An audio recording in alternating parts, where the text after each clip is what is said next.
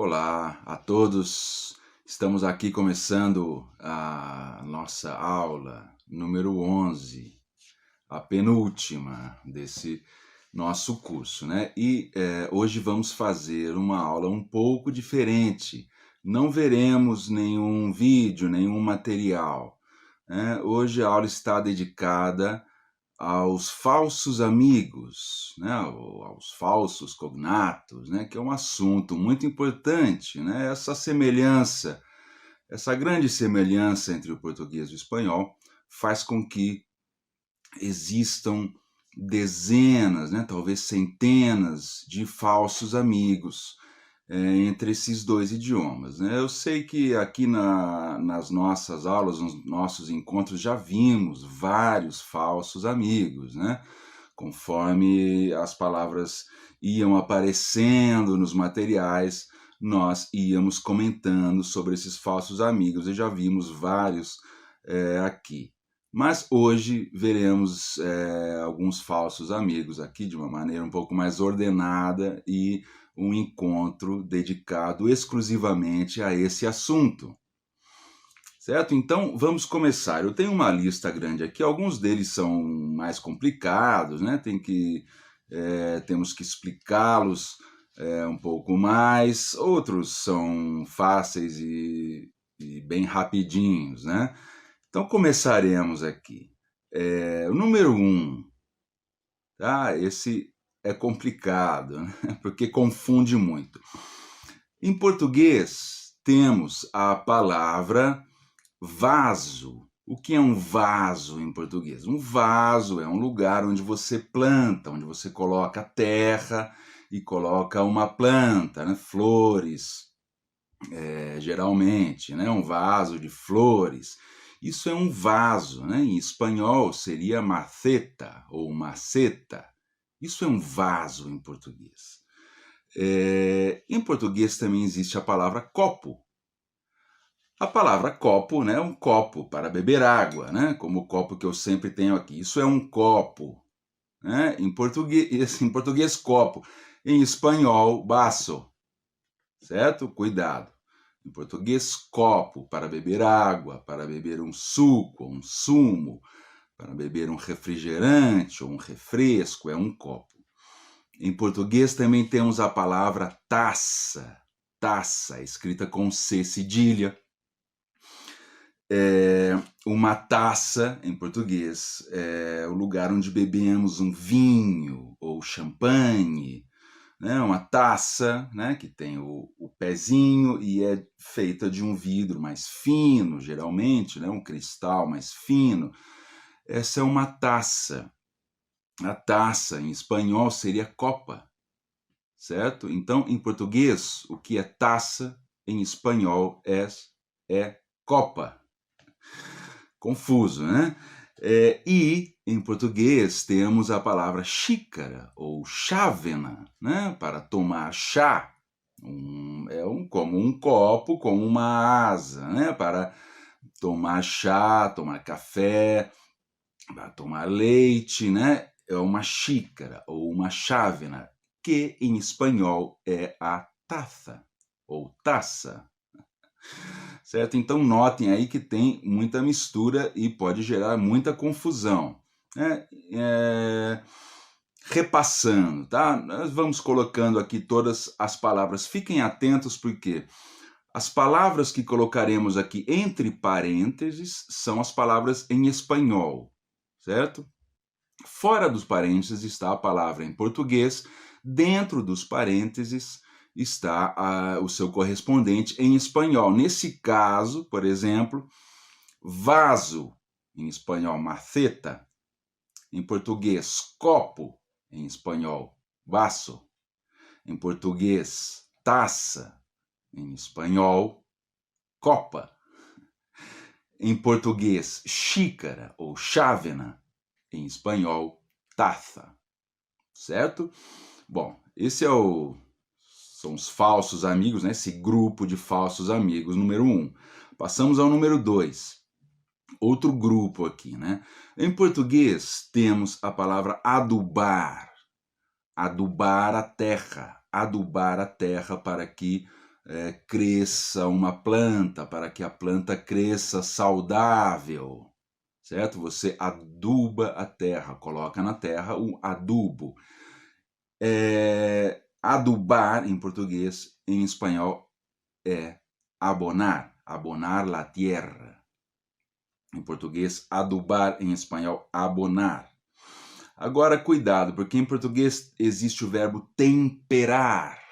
Temperar uma carne, né? Colocar o tempero, azeite, especiarias, né? Ervas, você tempera a carne. Então, temperar em português, em espanhol seria adobar. Adobar em espanhol, em português é temperar. Em espanhol também pode ser alinhar, né? Alinhar, né? Uma salada, mas em português dizemos temperar a salada, né? Colocar sal, azeite, vinagre, é temperar uma salada, certo? E eu já aproveito para comentar sobre a palavra salada. Em português, salada é a comida, né? Uma salada de tomates, de alface, certo? Uma salada. O que em espanhol é uma ensalada, certo? Salada em português, em espanhol, ensalada. E em português, né, também existe a palavra salgada. Salgada é alguma coisa que tem muito sal, né? Essa salada está muito salgada.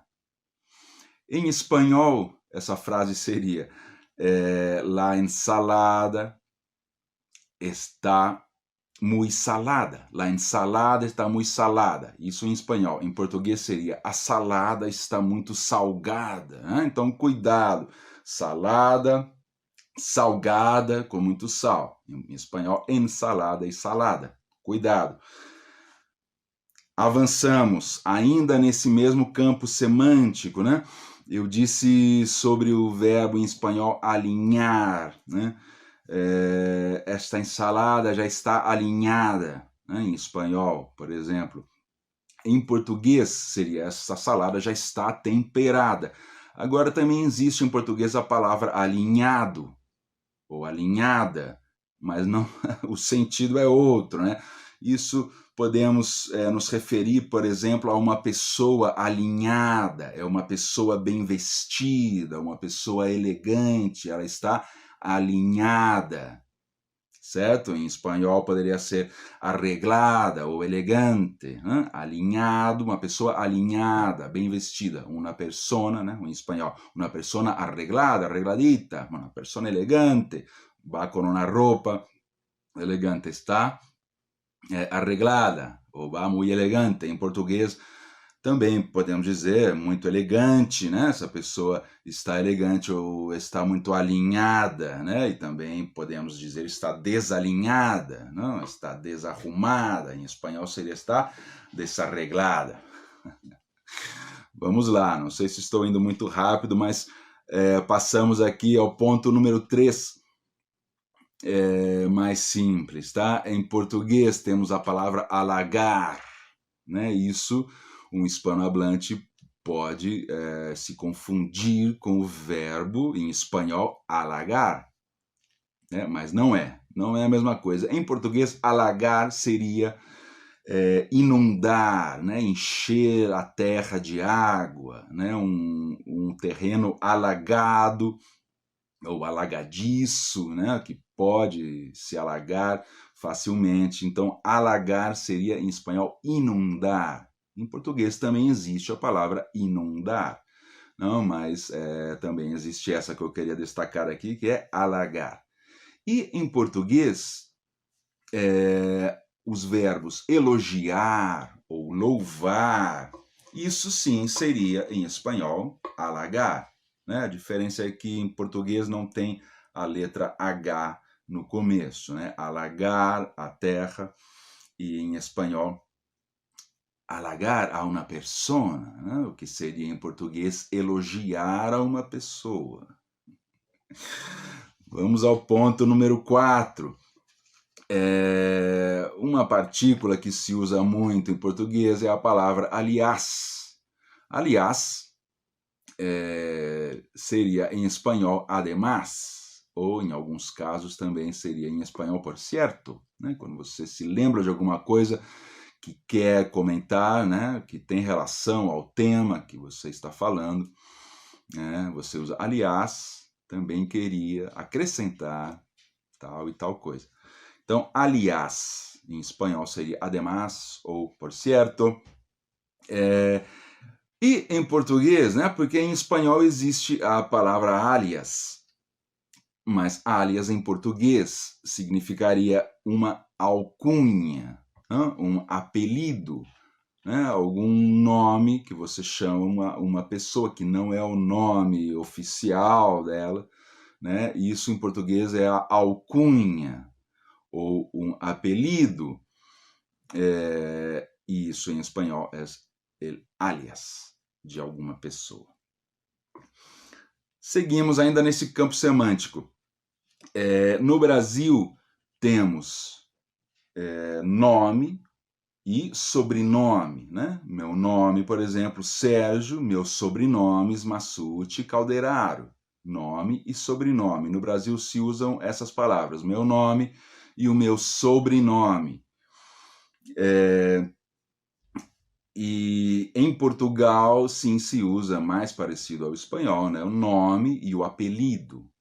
Apelido. Mas no Brasil, apelido é a alcunha, né? É o que em espanhol seria alias. Correto? Podemos seguir? Vamos em frente. O ponto número 5 aqui é bem rapidinho. Em português temos a palavra armadilha. Armadilha, vocês verão aqui como se escreve, né? Com LH, armadilha. Isso em espanhol é trampa. Tá? Uma armadilha, em espanhol, uma trampa. Certo? Mas em espanhol existe o nome do animalzinho, né? O armadillo. Armadillo. Esse animal em português se chama tatu, tá? É um tatu, né? Esse animal com a couraça, né? Protetora e tal, que ele se fecha dentro da sua couraça. Em português é o tatu, em espanhol é el armadillo e em espanhol trampa, em português armadilha, né? Eu fiz uma armadilha para um tatu, poderia dizer em português. Eu fiz uma armadilha para pegar um tatu. Né? Em espanhol, como diríamos isso? Né? He hecho una trampa para correr a un armadillo. Certo? Então, cuidado. Sempre muito cuidado com os falsos amigos. Passamos aqui ao ponto número 6. Bom, em português temos uma palavra que é bacia. Bacia, onde você pode colocar a água ou outras coisas. É um recipiente, né? Se chama bacia. Vejam como se escreve, bacia. Bacia em espanhol é um barrenho ou uma palangana, né? Bacia. Agora, em português também temos a palavra vazia. Não? Vazia, que em espanhol seria bacia ou bacia. Então vejam a confusão que pode se estabelecer aí. Né? Uma frase escrita em português, por exemplo, a bacia está vazia. Um espanhol, um hispanohablante, um hispanofalante, leria essa frase, né? A bacia está vazia. Ele poderia ler a bacia está bacia, ou seja, bacia e vazia teriam a mesma sonoridade, né? Seriam idênticas. Mas notem, né? Isso já comentamos desde a primeira aula, né? Desses sons do V e o som do Z. Então, em português, essas palavras são muito diferentes. Notem, né? Bacia, bacia é o recipiente, né? A bacia está vazia. Bacia vazia. Muito bem. Avançamos aqui ao ponto número 7, né? Em português temos a palavra engraçado, né? Uma pessoa engraçada, né? A pessoa que faz com que você dê muita risada, né? Uma pessoa engraçada. Em espanhol seria uma pessoa graciosa, né? Em português também existe a palavra graciosa, mas se usa muito a palavra engraçado, né? Uma pessoa engraçada. Ou eu vi um filme, eu assisti a um filme muito engraçado, né? Eu dei muita risada. É um filme engraçado. E também temos a palavra engraxado, certo? Engraxado seria, em espanhol, engraçado, né? Com graça. Com graça, engraçado. Agora anotem, em português temos também a palavra graxa, é o que em espanhol seria graça, né? Isso mais em um sentido mais mecânico, né? Uma máquina precisa de graxa, né? Um carro precisa de graxa para que as peças funcionem.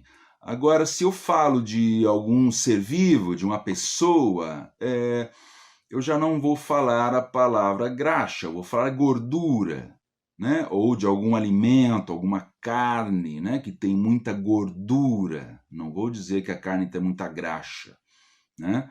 Direi gordura, que em espanhol também se traduziria por graça. Certo? Estão acompanhando? Espero que sim, porque aqui uma última palavra ainda desse campo semântico aqui, ou desse campo fonético também, né? Em português existe a palavra graça, aí escrita com C cedilha, né? Essa pessoa tem muita graça, né? Uma pessoa engraçada ou graciosa, graça, né? O que em espanhol seria gracia ou gracia, né? Então, graça, em português, né? Com C cedilha, em espanhol é gracia.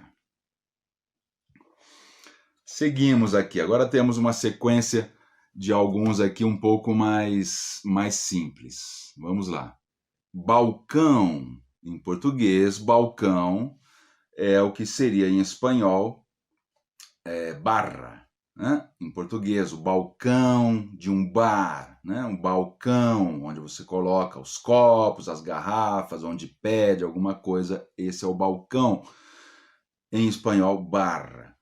Agora, em espanhol, existe a palavra balcón, né? Isso, né? Não podemos traduzir balcón para balcão, porque são coisas bem diferentes. Balcón, em espanhol, em português, seria uma sacada.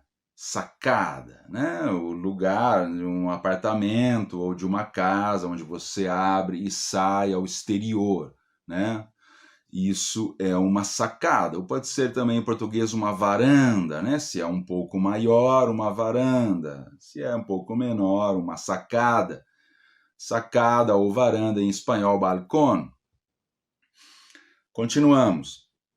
Batata, em português, batata, com B, é o que seria em espanhol patata. Né? Batata, em português, patata em espanhol. E em português chamamos batata doce ao que em espanhol se diz batata. Certo? Então, em espanhol, patata, em português, batata. Em espanhol, batata, em português, batata doce. Continuamos. Em português, bolsa, uma bolsa, né? Onde você pendura sua bolsa para levar alguma coisa dentro da bolsa, o seu telefone celular, os seus documentos, né? Uma bolsa, em espanhol, bolso, certo? Cuidado. Bolsa, em espanhol, em espanhol, bolso. Agora, em português também temos a palavra bolso. E bolso em português significa em espanhol bolsillo, bolsillo del pantalón. Em português, o bolso da calça, né? Ou bolso da camisa, né? Cuidado, bolsa, em espanhol, bolso, bolso. Bolso, em espanhol, bolsillo. Continuamos. Em português, borracha. Borracha, em português. Em espanhol, isso seria uma goma de borrar, né? Ou um borrador. Isso em português é uma borracha, não? Para apagar o que você acaba de escrever, você pega uma borracha e apaga, não? Então, borracha, goma de borrar. Também borracha, né?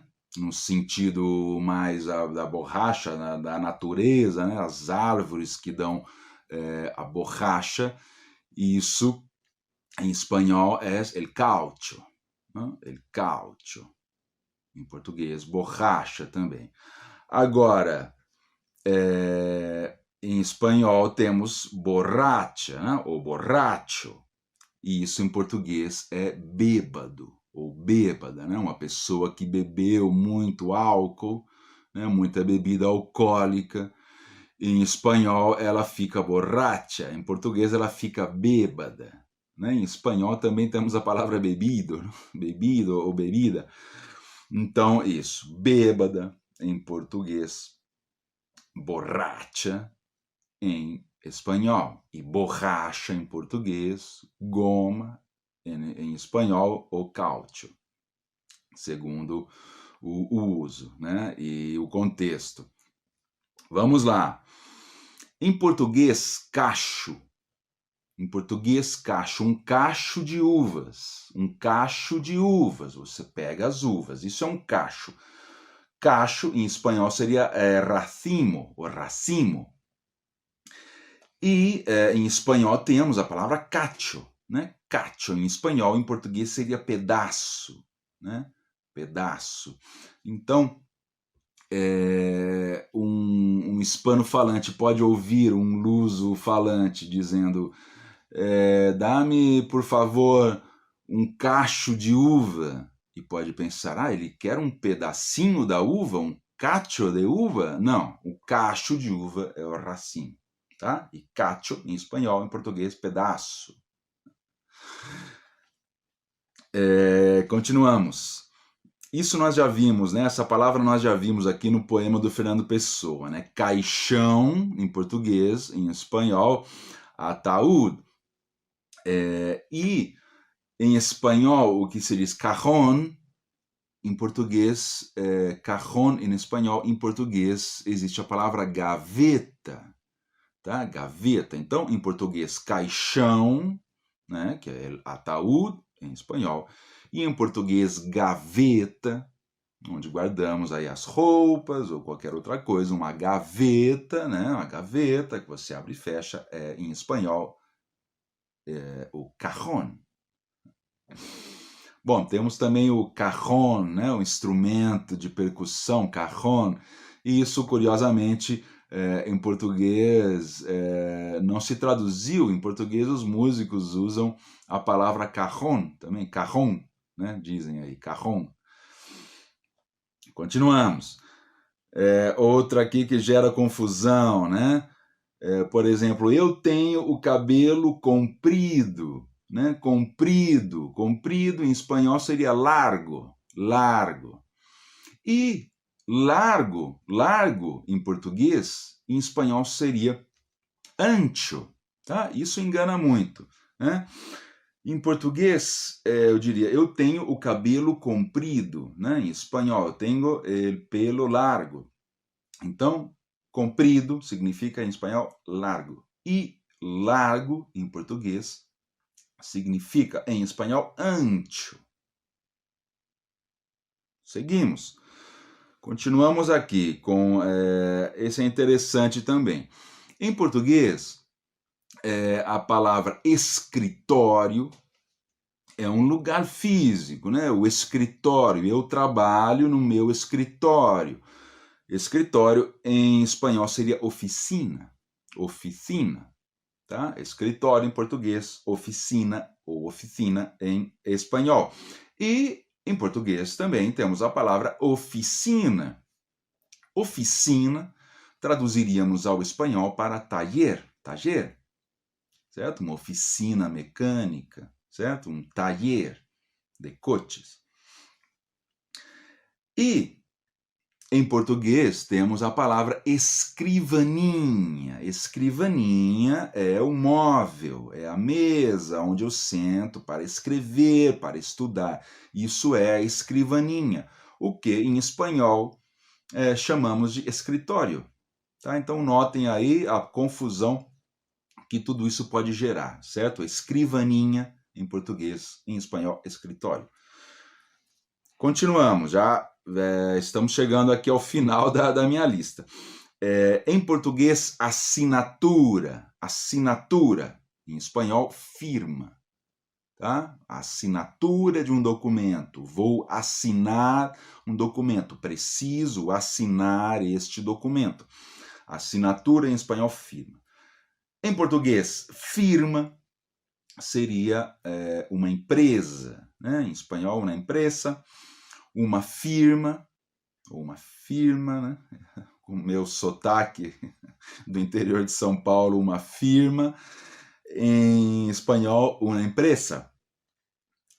E, bom, como falamos de assinatura lá em cima, né, que significa em espanhol firma, existe também a palavra em português, a matéria da escola, ou a disciplina, né?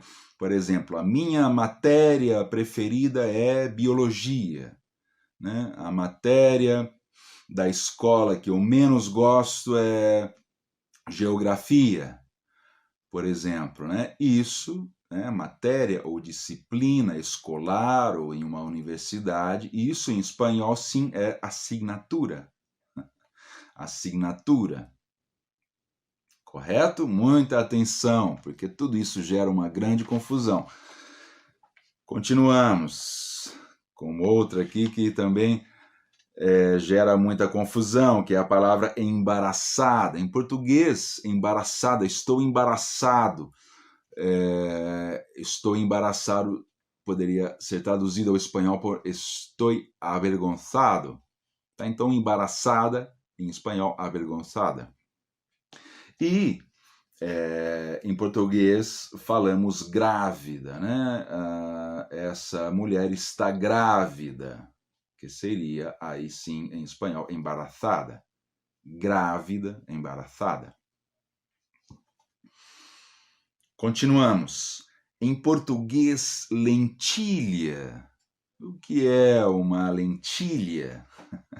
Lentilha, ou comer lentilha. Em espanhol, lenteja. Né? Lentilhas, em português, lentejas, em espanhol.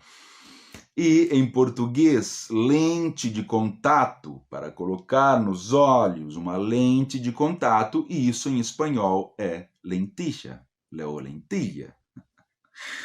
Bom, eu não sei pronunciar esse duplo L espanhol, né? Vocês já perceberam isso faz tempo.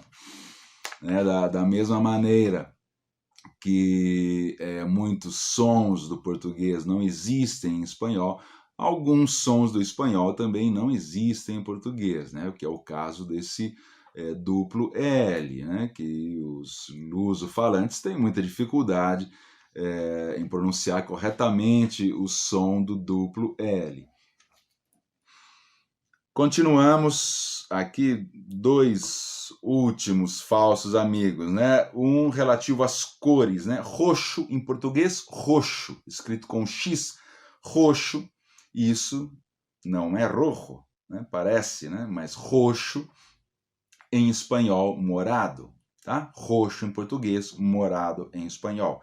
E, em português, vermelho, né? Ou encarnado, vermelho ou encarnado, isso sim é o rojo, a cor roja. E por último, para terminar, em português, uma pessoa ruiva, né? O cabelo dela, né? Uma pessoa ruiva. Ruiva não é uma pessoa rúbia, não é. Ruivo, alguém ruivo é alguém, em espanhol, pelirrojo, pelirrojo, né? Com o cabelo avermelhado. Né? Então, ruivo em português, pelirrojo em espanhol. E loiro em português, aí sim seria rubio. Certo? Vamos finalizar aqui com essa última dupla aqui de falsos amigos, né? Ruivo em português, pelirrojo em espanhol. Loiro em português, rubio em espanhol. Certo? Bom, eu disse aqui vários falsos amigos, talvez, né? Um pouco rápido, mas claro, vocês podem voltar e consultarem outra vez todos esses falsos amigos. E então é isso, né? Hoje a nossa aula foi dedicada a esse assunto muito importante, né? Para essa intercompreensão, né? Entre o português e o espanhol e o português, tá? Voltaremos na próxima sexta-feira com o nosso último encontro, né? Vamos fazer aqui um encontro bonito, né? Será na nossa última aula, né? Escutaremos aqui algumas canções famosas, né? De Portugal e do Brasil e vamos analisar um pouco a letra dessas canções. Então, nos encontraremos aqui na próxima sexta-feira. Muito obrigado a todos.